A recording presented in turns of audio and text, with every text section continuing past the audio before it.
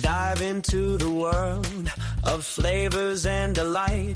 Every drop brings health and fuels our fight. Coffee, the ultimate treat.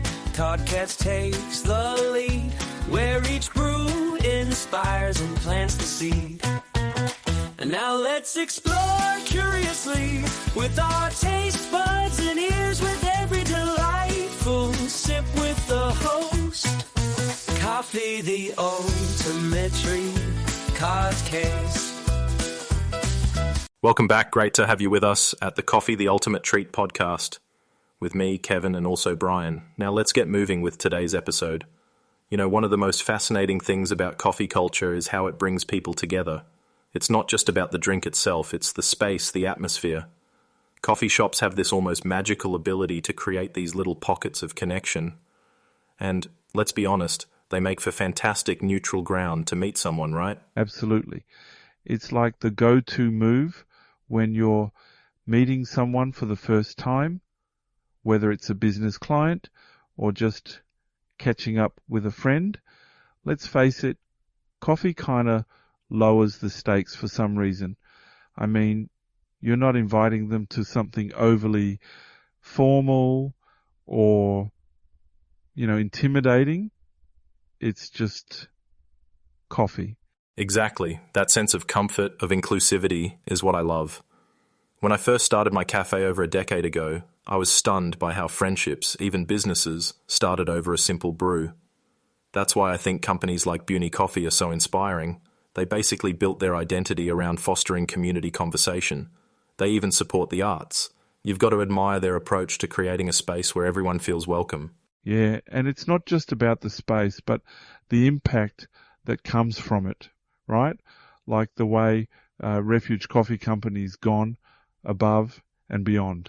They don't just serve lattes, they're hiring immigrants and refugees, helping them integrate and feel included in the community.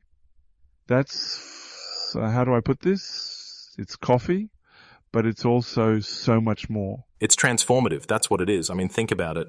These shops become hubs for meaningful interaction, connections formed that might have never happened otherwise. Someone gets a shot at starting their life again. Someone else gets inspired by a story they hear over a cappuccino. It's personal. Totally. And honestly, it's kind of genius if you think about it.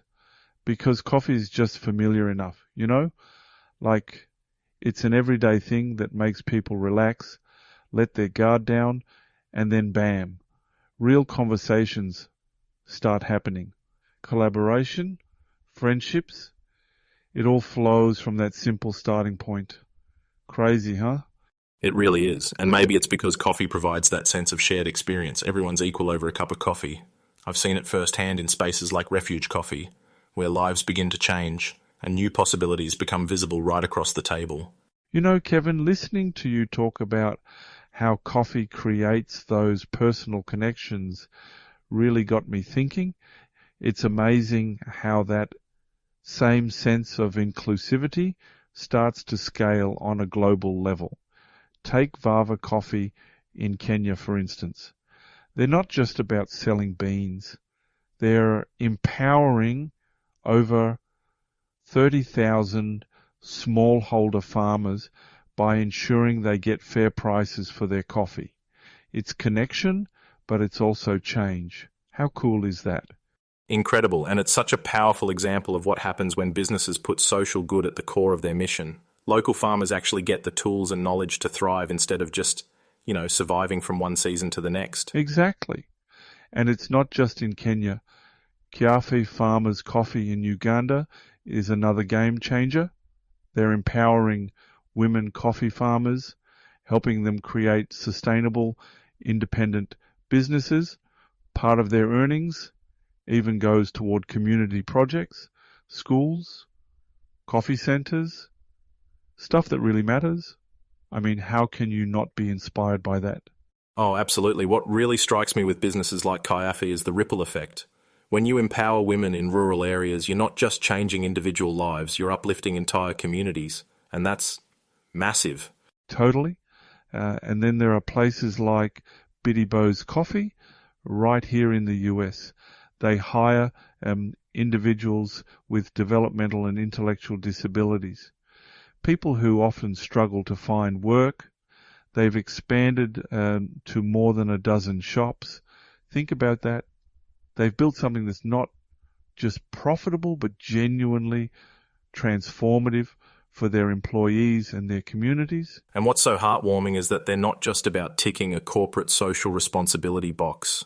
These are real opportunities for people. They're building confidence, independence, and a sense of belonging. It's work with dignity, isn't it? Exactly. And here's another standout, Dots Coffee. They hire visually impaired baristas and train them super thoroughly. Honestly, that flips so many stereotypes upside down. It's this perfect mix of innovation and humanity. It really drives home the point that coffee culture can be so much more than caffeine and convenience. These businesses, they're reminding us how powerful resilience and inclusion can be when it comes to fostering community strength and trust. You know, Brian, after talking about all these inspiring initiatives, one name I keep thinking about in the coffee world is Aida Batlle. She's an incredible farmer from El Salvador who turned her family's struggling coffee business into a global success story by focusing on quality, sustainability, and innovation. And get this, she won El Salvador's first ever Cup of Excellence award. It's rare to meet someone who's managed to turn something so simple into something so celebrated, don't you think? Yeah. And what's crazy is that she didn't stop there, right? Like, she could have just sat back and roasted her beans, but she really pushed the limits of what sustainability could mean in coffee farming. It's not just about growing better beans. It's actually about creating a better future for the entire community. That's huge. Absolutely. And, you know, it reminds me of Keba Conte with Red Bay Coffee. This is a guy who's built his entire business around equity. He's not just providing jobs, he's making sure it's an inclusive space, giving opportunities to people who've been overlooked, women, people of colour, the formerly incarcerated. And they're not just employees, they even become part owners through stock options. That's a whole new level of empowerment. Right? It's like he's proving that you don't need to sacrifice ethics for profit. And then you've got someone like Rod Johnson, co-founder of BLK Bold. These guys started out as just friends in Iowa, and now they're in over 8,000 retail stores. What's cool is, as they've scaled, they've stayed true to their roots, social responsibilities baked into their business model. I mean, 5% of their profits go straight into supporting at-risk youth. That's just solid, you know? It really is. And it ties into this idea that coffee can be more than just a product. It's a platform, a starting point for change. Whether it's helping vulnerable communities or shifting perspectives, it all starts with intentionality. Even on an individual level, like the way you've talked about mindfulness rituals with coffee. Oh, totally. And you know, it's something anyone can try. Take a minute in the morning, not just to drink coffee, but to pause and enjoy it. It's about creating space in the chaos, resetting yourself. I think when we slow down like that, even for a few minutes, it's easier to see the bigger picture. Like how coffee connects us all, from farmers to consumers. Exactly, that sense of connection, that larger purpose. It's what keeps this whole journey so rewarding. From Aida revamping her family's farm to Keba transforming lives in his cafes, it's clear that coffee, when treated with care and intention, really can make a difference, one cup at a time. And maybe that's the real takeaway here, right? Coffee isn't just fueling our mornings, it's fueling change. So next time you're enjoying a cup, think about the story it carries and, well, maybe how you can play a part in that journey. It's a pretty good reason to keep brewing.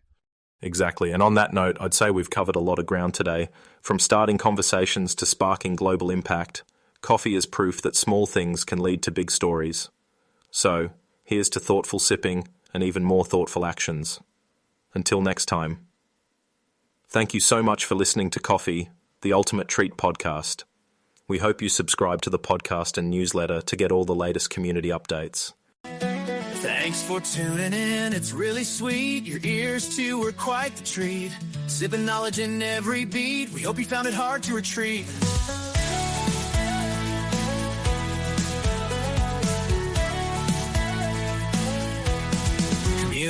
bonds we hold so tight in the dark roast or morning light, gathering stories brave and bold, every listener pure gold. Thank you from the host, coffee, the instant treat. In the dark roast or morning light, gathering stories brave and bold, every listener pure gold. Thank you from the host, coffee, the ultimate treat.